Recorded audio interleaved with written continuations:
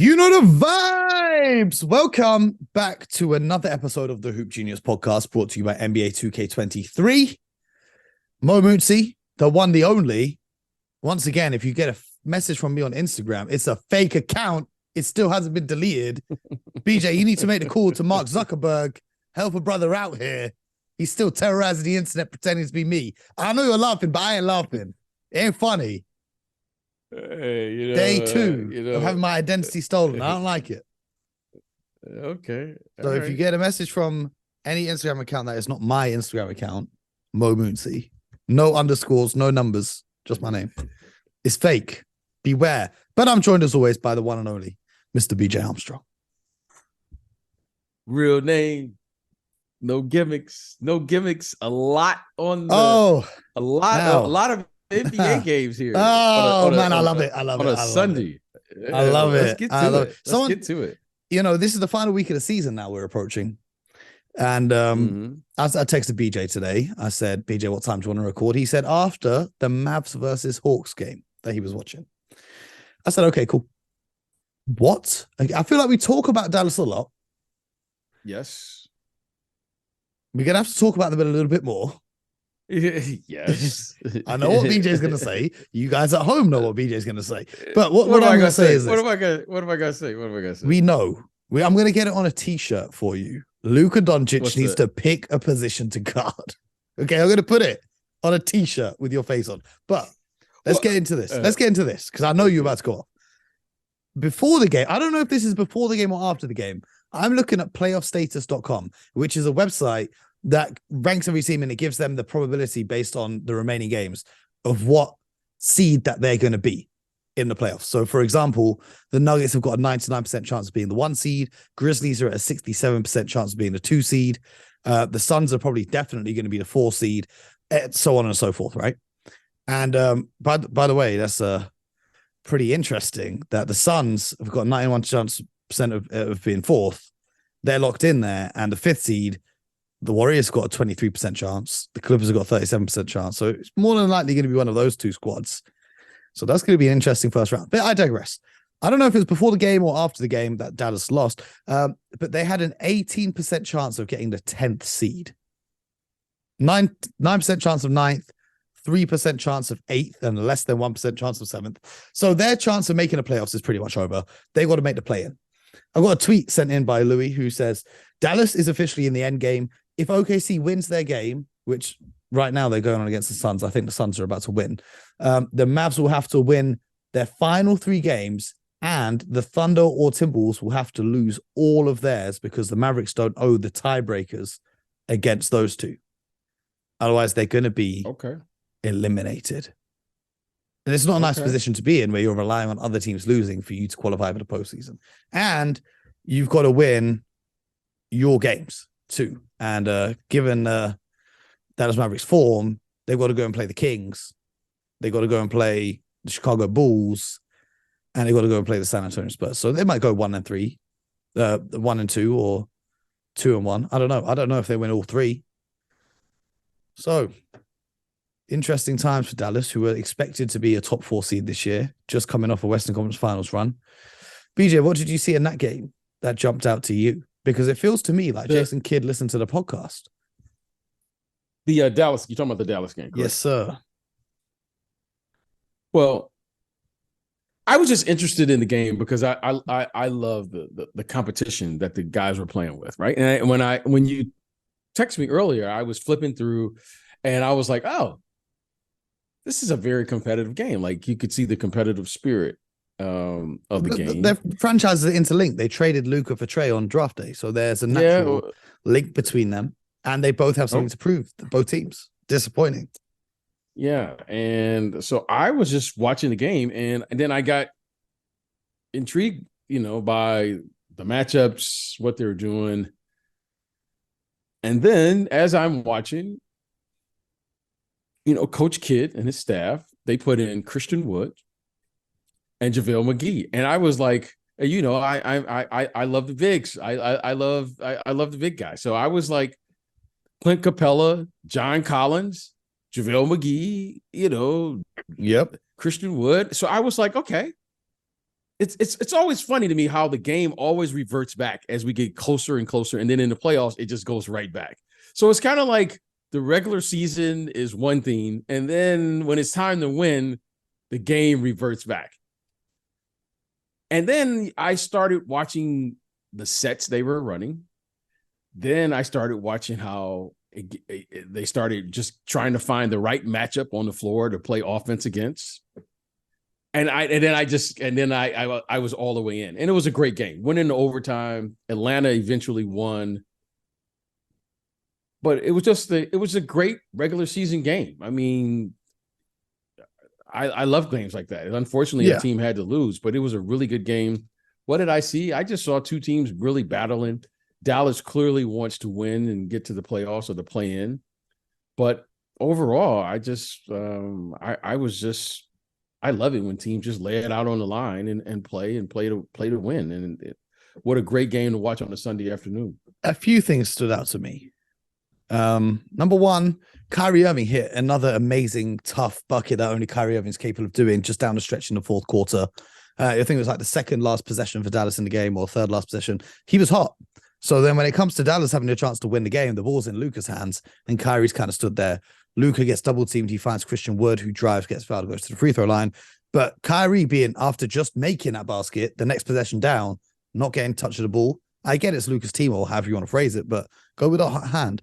And then when you go to overtime, there was like 3 or 4 possessions before Kyrie even touched the ball again. And when he did, before he even got the ball, you knew he was going to shoot it. So he got the ball, ran down the court, and just pulled up for 3 because he ain't shot the basketball in a long time. So you knew that was going to happen. And now he's cold and out of rhythm. So the offense for Dallas was a big concern. I think out of the first 5 possessions, the only basket they made was the JaVale McGee assist to Christian Wood. The other things that concern me, Jason Kidd, I know you're a big fan of him, and I'm not trying to disrespect him in any way, but his coaching, it baffles me. The fact that it's only now, this late into the season, maybe he heard the episode that we did, but he's starting to play Wood and McGee together at the same time, and it started to work so well down the stretch. He got them back into the game, and to the point where in overtime you couldn't even sub the guys out, so they're just playing non-stop minutes, which is very interesting. I think even the commentator said, when the heck was the last time Jason Kidd made a substitution? So he went from making no timeouts to making no substitutions now. So that's a bit worrying for me, and given his track record in Brooklyn and Milwaukee, it's interesting that he's still coaching, especially on a team that has aspirations of competing at the highest level. So those are the things that stood out to me from this game. Dallas now, if they don't make the play-in with Kyrie Irving and Luka Doncic, I don't see a world in which Kyrie Irving stays after they miss the play-in. And I don't see a world in which someone in our Discord server the other day, a Mavs fan, said that, oh, it's okay, we're just going to rebuild around Luka. I don't think you can rebuild around MVP candidates and they are happy that you're rebuilding. I don't see how that works. So I've said it before on the show, I think it's a ticking time bomb that Luka Doncic is going to go. But I got to say, how great is it that the end of the regular season now, because of the play, and so many teams have got a chance to still compete. And it's making all of these games absolutely fascinating for us to tune into, because so many teams have now got so much to play for that I think it's amazing. I think it was a great idea. And I'm excited to see more as the final week of the season unfolds. BJ, which teams, in your opinion, are under the most pressure going for this final week of the season? So not pressure to win a championship, but under the most pressure this final week of the season. Well, without question, Dallas, because I don't think anyone anticipated, myself included, anticipated them being in this position this late in the season. Mm-hmm. I liked what they did over the summer. I was a huge fan of when they picked up Wood and McGee, and it just hasn't happened for them. I mean, for whatever reason, it hasn't happened for them. I think another team that is under pressure is the Chicago Bulls. I think the Bulls, with last year and the way they played, I mean, just a year ago, they were like in first place, right? For some reason, weren't we talking about the Bulls in first place? Yeah, just it was in. Ago? It was up until January after they'd signed DeRozan and Lonzo Ball, and then the injuries hit and they started to free fall down the standings. Yeah. So I think the Chicago Bulls and the Dallas Mavericks right now, and probably more so the Bulls more than any team, right now, I would think they would feel the pressure. Dallas clearly, I think, feels the pressure, but the Chicago Bulls, I know they want to get in the playoffs, right? They want to get in the play-in, and I think, if you looked at what their season, I think both of those teams, you can say this, but I think the Bulls, they would tell you that them just getting in the play-in was probably a disappointment. Mm-hmm. From I think what they thought they could be, and I know they've been hit by the injury bug, but I think this is a team that clearly wants to be in the playoffs. They feel they are a playoff team. However, it's through injuries and just the way they've been playing this year. I mean, I think they're probably in 10th or 11th. Yeah, they're 10th, and I think 6 games. They're guaranteed, almost guaranteed. There's a 99% chance that they're guaranteed to finish in either 9th or 10th. Okay. I don't think that there's a statistical probability that they drop down unless they lose all their games and the Pacers win all of theirs. I don't think that they'll miss the playoffs. So I think they've got the 10th seed all locked up. I think for me, obviously Dallas is under the most pressure, but an underrated little storyline here that is interesting to me is I think in the Eastern Conference in particular, home court advantage is going to be so important. Reason being, we saw it last year with the Celtics and the Bucks when the Bucks opted to rest their players on the final game of the season and the Celtics didn't. And the Celtics had a better record and therefore home court advantage when they met. And they ended up winning Game 7 at home to eliminate Milwaukee. But this season, you've got the Bucks, the Celtics, and the Sixers. They're the top 3 teams that everyone thinks is going to win the East. The Cavs, they're nice. They got a shot. The Knicks, maybe they get hot. But, okay, cool. Your first round matchup, you're going to be playing the Brooklyn Nets, the Miami Heat, the Atlanta Hawks, Raptors, or the Bulls. Cool. But then in the second round, 2 of those 3 teams are going to have to play each other. The Bucks, Celtics, and Sixers, 2 of them are going to meet in the second round. And no disrespect to the Cavaliers or the Knicks or the Nets or the Heat or whatever, but I'd rather play one of those guys than the Bucks, Celtics, or the Sixers. So I think getting that number 1 seed is very important. The Celtics had it all year. They slipped up a little bit. Now Milwaukee have it. Milwaukee are on 55 wins. The Celtics are on 54 wins. The Bucks have got 3 games remaining. The Celtics have got 4 games remaining. Now, if Milwaukee decides to rest their players in a couple of those games to get ready for the postseason, they lose a game here or there, and the Celtics win, the Celtics could take that first seed, meaning that the Bucks and Sixers have to play in the second round rather than the Celtics and the Sixers. And they may live to regret that. If you want to look at the Celtics' remaining schedule, they play the Sixers on Wednesday. They play the Raptors. They play the Raptors twice, in fact, and then they play the Hawks, which is a tough schedule. They're going to have to handle business. Whereas on the other hand, actually, the Bucks have got 4 games left. They've got the Wizards, the Bulls, the Grizzlies, and the Raptors. So I think more than likely Milwaukee are going to have the number 1 seed, but if they decide to start resting their guys, you never know. And it could be, I don't know if they're going to learn from their mistakes last year, or it could be an underrated storyline going into the playoffs that, all right, we decided to rest our guys and we took the 2nd seed rather than the 1st seed. And now we've got to go and face Joel Embiid for 7 games. Okay, that's great. I once the playoffs begin, the records are 0-0. That's correct. That's correct.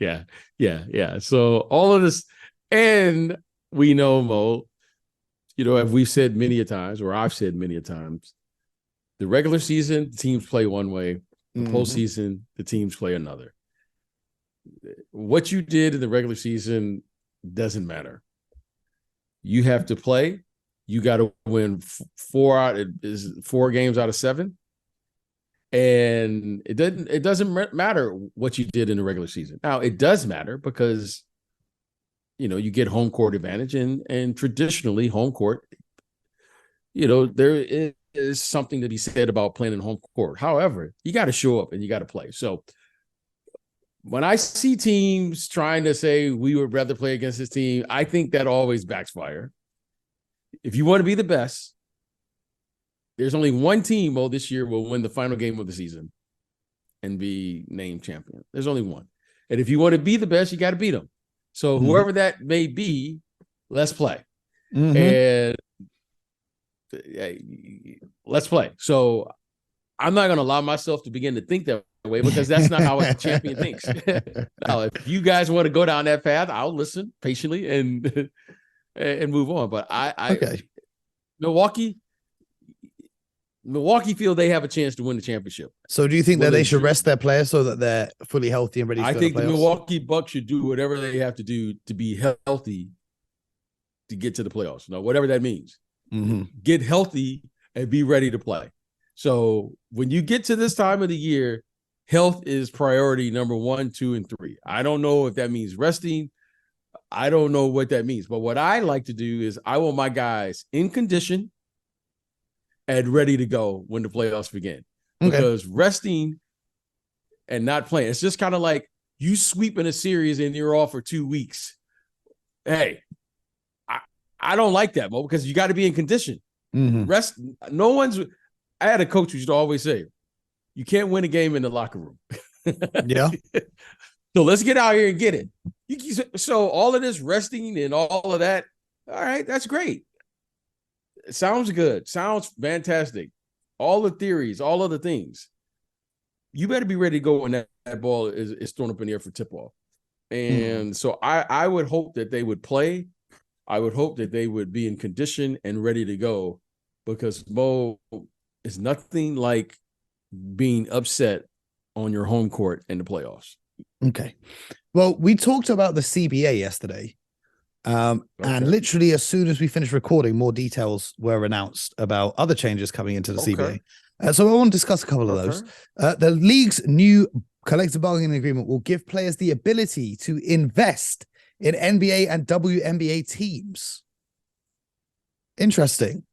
Do you see a world where players get some sort of shares in a team as part of their salaries? Yeah, I think they need to clarify that, because like I listen, if you can start investing in teams, let's say free agency, the Knicks said the Knicks share would be worth more than, let's say, the New Orleans Pelicans share. Yeah. So that, to me, that's like, doesn't sound right. I think what they're probably saying is, well, I don't know. I think what I am, hearing from this is the following. Let's say Mo has a bottled water company that sells bottled water at one of the arenas that's owned by the team. I think a player can invest in that as well. Mm-hmm. That the team may have a financial. When we had Spencer Dinwiddie on the show, he said that he wasn't allowed to put his company as a sponsor of the Brooklyn Nets because he wanted to buy the logo patch sponsorship of the Wizards. I think he was on at the time. Right. And they wouldn't let him buy the logo patch of the Wizards. So maybe it's that. But there was more information. It said players will be able to invest in NBA/WNBA teams via the NBA Players Association selected private equity firm, an unprecedented opportunity in US pro sports. And then there's a couple other things we're going to talk about in a sec. So it looks like the NBA Players Association is setting up or partnering with a private equity firm, and players can put their money in and own a share. I guess that would be of like all teams then. I don't understand. I guess it wasn't clear to me. It sounds good, but listen, let's say Mo, you and I owned 100% of a business. Why are we passing out shares? We have a successful business. Why are we passing out shares for what? How is that going to benefit? But again, we'll see. I don't know. Yeah. I gotta read it. You got to see it. Yeah. A lot of times things are reported sound better than what they really are. So let me see it before I really have a view on, or an opinion on it. Another thing is that players will have the ability to promote and or invest in cannabis companies, which, okay, cool. Allen Iverson is involved in one now. A whole bunch of different players are involved in cannabis companies. But the one that baffled me is the ability to promote/invest in sports betting companies. I don't understand a world in which the athletes can invest in betting on the games in which they play. Shams Training says they can do endorsement deals with sports betting companies with complete separation from gambling component of the business. But I do not understand how you are going to be able to have a Bet365 advert with LeBron James on it, for example, and then you place your advert on whatever betting company it is, and then let's say he misses a game-winning shot, and the odds were really favorable on the Lakers losing by 2 points. I don't understand how that's going to look or work. Well, listen, we are in a business now where, whether it's the MGM, is it 365? Is that the name of the company? I don't know. It's just yeah. Those companies, they do big business with all professional sports here in America. Yeah, I think it's inevitable now. It's just it's inevitable that you're going to say you can't do business with them, but you can do business with the league. So the league has made a decision. If they can do business with the league and the players who play in the league, why can't they do an individual deal with the player? It's just too much money involved now. So I don't know. I'm not here to judge. They're investing a lot of money into professional sports. That's just what it is. They're investing in everything. And they are probably right now, with the exception of television, they're probably second right now as far as investing in professional sports. Mm-hmm. Okay. And that's what it is. And do you see the flaw in the logic here? Well, it's business. Okay. Business rules at the end of the day. Yeah, I mean, we can have an opinion and we can say all of these things based on, our incidents that have happened in the past. However, no one can deny the business. They're pouring millions and millions and millions of dollars into it. And if this league is going to survive, when I say survive, if this league is going to move forward, okay, and pretend and continue to be prosperous, they're going to be a major player in that idea. Okay. And what can you do? But so a players association has gone and secured this deal for its members where they can make money off this sports betting, right? And okay, that's cool. But just this past week, we've had multiple stories from NBA players talking about how sports gambling has affected the way fans interact with them and the experience of their lives as human beings trying to do their job.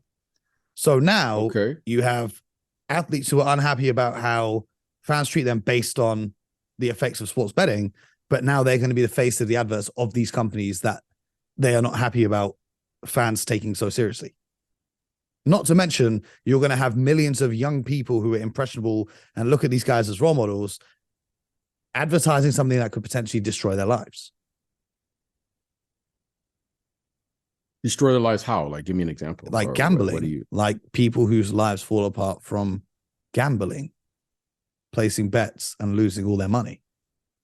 So who are you blaming? I'm not blaming. The victim is the children who are impressionable and think that gambling is a normal thing to do.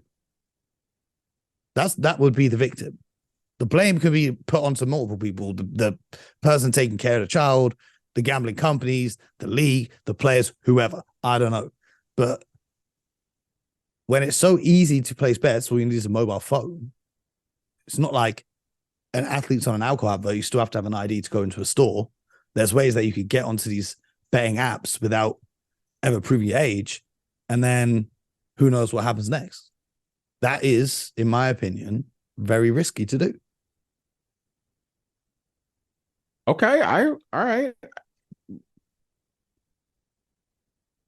And in the end, they want to invest hundreds of millions of dollars into this business. It's a business decision. Mo was saying he's willing to give up. But they're going to invest in that money into the business with or without the players doing the commercials for them, because they already have. But who plays in the league? Players. Okay, so why can't the players participate in the business in which they're playing? They are the business. Yes. Okay, so why not? Why can't they participate? If you don't make a decision, either we all participate or no one participates. Okay, I would pick no one if it was down to me, but it's not down to me. Okay, well, I think that you have one. to have ethics in everything that you do, but maybe that's just me. Okay, yeah. Maybe that's just me. Pick no one. I don't have a problem with anyone's opinion. Most picks no one. All right, make your case. Make your case. However, in the world in which I've seen in my short time here on the planet, very rarely do I see people turn down hundreds of millions of dollars. They'll always figure it out. I'll be completely transparent with yes, our listeners here and you. Not hundreds of millions, but I have turned down life-changing money from betting companies who wanted me to work with them. And if I had taken that money, all of the problems I have in my personal life, I would not have any problems. But I took the decision and said, well, a lot of my listeners and a lot of my followers are impressionable young people. And if I, being someone that they listen to and maybe some of them look up to, are telling them to go and place their bets here and X, Y, Z, that could be detrimental to their lives. So for the greater good, I chose not to do those deals. Now, was that a bad decision? Financially for me, yes, absolutely devastating, but we're not going to go into that. However, I like to think I've done something good. Maybe not everyone operates like that, but it is what it is. Because I've seen, that's what I'm saying. I've seen people I know, lives literally fall apart from addictions to gambling. So do you think everyone's responsible, they can make their own decisions, but I just think young people need to be protected in some regard from things that they might not be able to make rational decisions about if they don't have all the answers. That's just me, though. Oh, well, yeah, absolutely. I can respect that. Well, I can respect that. I respect your decision, how you came to that decision, and all of those things. However, in this business that we're in, I can also understand how they're saying, wait a minute, there's hundreds of millions of dollars. They're pouring, Mo. Okay. You know, I said, I'm trying to be conservative. Hundreds of millions. Mo, they're probably pouring $1 billion into this. They're pouring $1 billion into this, right? Here in the States, we have the NCAA tournament, right? Mm-hmm. They're pouring billions of dollars of betting dollars into that tournament. Whether it was people talked about it or they didn't talk about it. Everyone does an NCAA bracket. Mo, the NBA now is doing an in-season tournament. You get it? Yeah. They're doing a play-in game. You get it? Yeah. So, Mo, we can pretend all we want. And I'm not here to judge anything. I'm just not, it just is what it is. It is what it is. It's like one of those things that no one's talked about it, and now they're talking about it, and then we're like, wait a minute, hold on. This was never before. It's one of those things that we all know about. We knew about it then, and we know about it now. And hey, here's what I will say is that it's here. And and you can't hide it anymore because of the a dollar amount that's being poured into it, and they're transparent with it. Before, no one talked about it, and now it is. You know what I mean? Like, I'm not going to sit here and cry about it now. Like, I'm not crying about it. I'm just saying. I'm not saying you. Yeah, okay. Just saying. Let me ask you a question. Okay. Let me ask you a question. Okay. Sure. Let's say, for example, let's do an example. Let's say that this had always been allowed. And I'm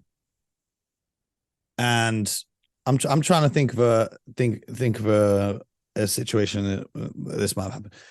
Say, all right, let's just take, for argument's sake, the Dallas Mavericks, who we were just talking about earlier on the show. Okay.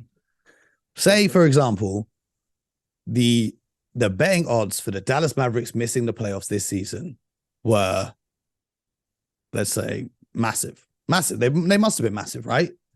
And someone's gone out there, put a bet. I bet that the Western Conference finalist team coming into the season is going to miss out on the playoffs.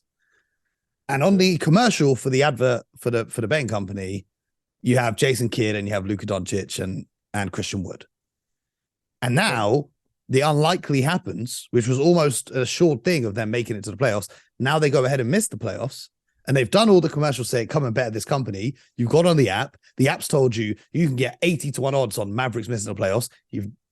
How's that going to look for the league? That's just my question. Well, how's it going to look? That's what it is now. Because that's what it is. Good. So you're saying, Mo, so what we're saying is it's okay for sports personalities like yourself and like you and I. We have no impact in what happens on the court. So if you were to do an advert for a betting company, you have no control over them making Mo, that's not okay. But here it is. Like Mo and I are at the game. Mo and I are talking to the players. Mo and I could strike up a relationship with the player. Mo, this has been going on since the beginning. Like it just is what it is. So all right, you work with let's say one of the sports beverage companies, and the sports beverage company has a personal relationship with one of the players. Well, this goes on and on. But how does that impact the integrity of the game? Because of the information of knowing what's going on within those teams. But the information does not impact what happens actually on the court. Okay, that's fine. If you go place a bet on Luka Doncic is going to miss the final shot of the game. So like a lot of people do bets now. I bet. I don't know how this works. So let me give you an example. I don't know how let me give you an example, right? Because I'll give you a real life example. I seen a kid on TikTok post a video. They had bet on the first basket of the game being Spencer Dinwiddie hitting a free throw.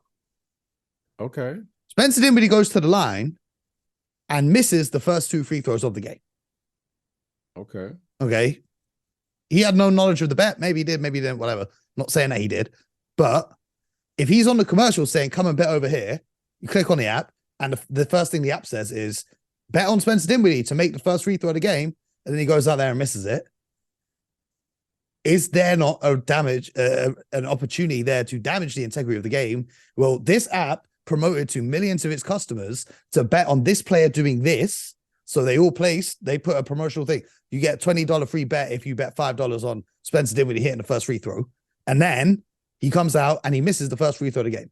You or I have no control over that happening. The only person that has control over that happening is the player themselves. And if the player themselves have been on the advert saying, place this bet, do you not think that could damage the integrity of the game? I can see where you're coming from. I can understand all of that. However, Mo, the league has made a decision. Yeah. The league has made a decision. And you know what? I'm not going to get in the way because it's not my league. It's not my league. They've never asked me. So why am I, concerned about something that has nothing to do with me? However, I can see your argument. I understand it. But in the end, business is always going to win out. Yeah.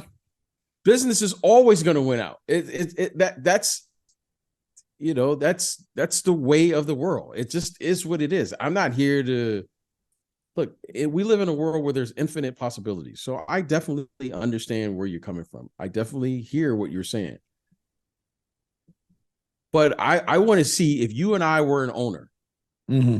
and we were going to be 1/30th of $1 billion deal. I don't think Mo and his team and his executives would say, no, I'm turning down, I don't know, $75 million. Well, I would, and the board would vote me off, and then I would go and retire on the beach somewhere. Because I'd sell my shares. I'd sell my shares for the $1 billion, and then I'll go chill on the beach. You guys take your gambling money. That's it. Because the league, if it's going to continue to grow, where are these revenues? Yeah, because gonna the come TV from? revenue is eventually going to go away one day because people are watching less and less That's what I'm saying. TV. Like, So we I can get sit it. here and say all these things. Yeah, that's what I'm saying. So, all right, you do that. All right, I'm sure if there was a competition. However, I think the big thing here is if we're going to continue to grow the game, right? And when they say grow the game, all right, the popularity of the game means what? More revenue for the game, which means what? More money for the league, for the governors, for the players. Okay? If you got a better way, I'm all ears. Until you can give me a better way, I'm not going to sit here and debate on something because it's a business decision. Yeah, That's no, all I get it. Yeah, I get you it, know what? but And listen, when you are these teams are playing the game and they're ran like the businesses they are. Okay. yeah. That's what, and so let's just call it what it is. It's professional sports. Let me ask you one more question, right? Because this is the thing that I'm not understanding. I think we obviously need more information. Well, right? I think you understand. Well, I think you understand. No, this is a different thing. Not the bank thing. Not the bank thing. This is a separate one. If players are now allowed to buy shares in NBA teams, what's stopping LeBron from just buying the Cleveland Cavaliers tomorrow while he's playing for the Lakers? Like, it's not as simple as maybe I don't know. These teams are worth billions of dollars. They're worth billions of dollars. Yes. Okay, like all right. Who can afford that? Well, the FSG, the group that he's part of that owns Liverpool Football Club, the Boston Red Sox, they can afford that, and he has a stake in that, and he's still currently a player, so they can go and buy an NBA team tomorrow. What's his? It's one thing to have a stake in something, and it's another thing to have the money or the equity or what's needed to purchase a team, to run a team. All right. So he's part owner. Okay. What's his percentage? Like, how much money, how much equity does he really have into it? These are like legit questions. Like, okay, this guy's an owner. Okay. I got 2% ownership. All right. So what's what your name is there? Like, all right, that's one thing. I mean, Jay-Z had what percentage of the Brooklyn Nets did Jay-Z own? I don't know. Depends on who you listen to. That's what I'm saying. Like, okay, what does that really mean? Like, I'm not like the things I hear and then the things I verify. It's kind of like such and such signed for $70 million, and I'll read this, reported on Twitter, and then I'll go look at the actual contract, and I'll be like, oh, okay. Well, Forbes said that Jay-Z owned 0.67%, a 15th of a percentage. Okay. No. That's what Jason Kidd took over from Jay-Z. Apparently, Jason Kidd bought Jay-Z shares. I don't know what it was, but Jay-Z said, like, what? Jay-Z said in one of his lyrics, he owned 1%. 1% in a billion more than you ever seen. Still, you want to act like it's an everyday thing. But okay. So that's what I'm saying. Okay, so you own 1%. All right. Okay. So your name is in the headlines. The person that owns 1%, what's their influence? I mean, Jay-Z had a pretty big influence on the Nets moving to Brooklyn and that whole thing there. Okay. Do we know that, or is that what was said? Like, I just want to know what is, I get it. If I'm an owner, of course I want the influence and I want the popular opinion. I get that. I get it. Like, I get that. Like, we're coming to Brooklyn. Why wouldn't you have Jay-Z out there, out front? Yeah. But when you're doing the business and you're making the money, when you're cutting the deals, okay, now what? Who has the leverage? Now, that's just me. I'm just asking the questions that people want to know the answers to. I'm just asking questions here. Well, okay. So here's the question. The question is, I get it, right? I get it. We live in a generation now where the age of information. So now you read this however you consume your news, and then all of a sudden that becomes true without ever understanding how it really works. That's why I asked the question. So I don't know a current player today that can afford to buy a team. I don't. I don't know that many people that can afford to buy a team. Okay. Now, I hear everyone says, like, well, like, you're just going to go buy a team. I just got $1 billion. Okay. Yeah. And I get it. So you put together groups and you finance it. Okay. I get it. I get how they do it. I get how you have the collateral. I get how it all works. I get how you would do it.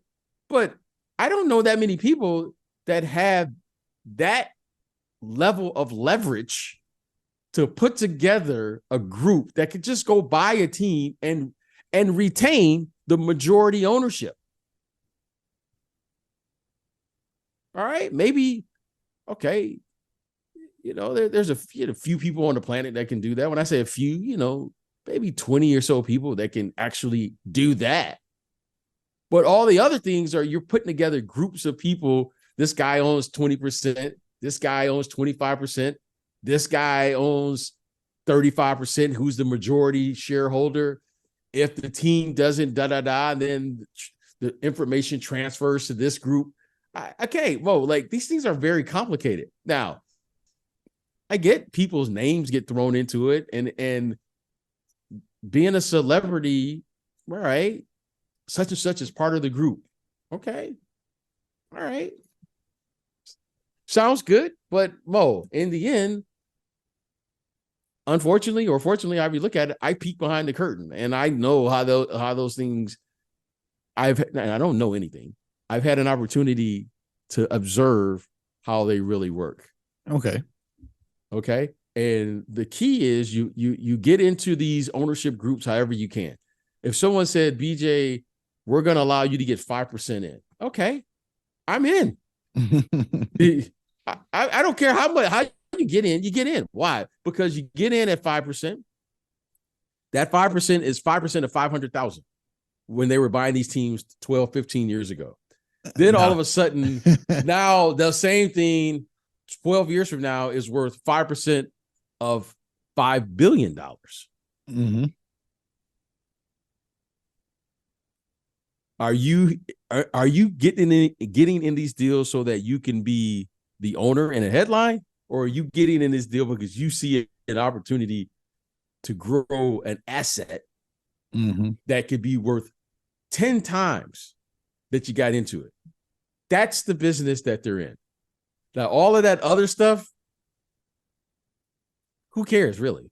But since we're having this conversation, okay, because without all of the partners that the NBA is able to attract, without that, Mo, they can't grow these businesses until the billion.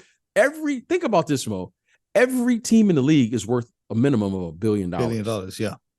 Okay. So if you're not in it to grow this thing, what are you doing? So when you start saying, oh, I'm not going to do this, I'm not going to do that. Well, why are you doing it? Oh, no. What are you in this for? What are you in it for? You're in this business. These teams now are at a minimum worth $1 billion, each and every one of them. And 5 years from now, hopefully, they're probably projecting they all be worth at a minimum $5 billion. Yep.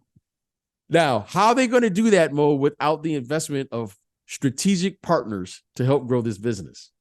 And if you're not in it to do business, Mo, you probably should not be in this business.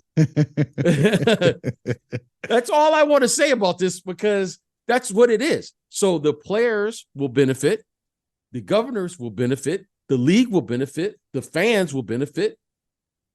Mo and BJ, who are doing a podcast, will benefit. That's what makes this thing go around. And if we don't understand this, then Mo, let's just get out of the business. It's the business of professional sports. That's how this works. Well, that's wonderful insight. Thank you. As always, BJ. Oh, no. And, Thank you, Mo. Thank you, Mo, because just reminding us of why we're in this business. I got to ask the questions. I got to ask the questions that people want to know the answers to. You know what I'm saying? You got to take us behind the curtain and explain to everyone how this really goes down. So, in the interest of business, we're going to be back tomorrow with more from the Hoop Genius podcast. And if you want to help this business, all you got to do is press subscribe. Subscribe, share with a friend, leave a rating and a review, hit the like button, all that good stuff. That's all you got to do. And that helps this business keep rolling. Oh, Mo, here's the thing. Here's professional sports in a nutshell. There's the basketball business, and then there's the business of basketball. They go hand in hand. You can't have one without the other. There's the basketball business, which I love to talk about. There's the basketball business. Let's play, let's win. I love to see teams compete, and all that things. They win the championship.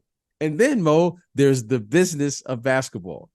And they go hand in hand. You can't have professional sports without those two coming together. And when they come together, Mo, it's a magical thing. Yes, sir.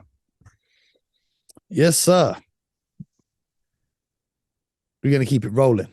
We'll see you guys tomorrow on another episode of the Hoop Genius podcast. Don't miss an episode, and most importantly, get buckets.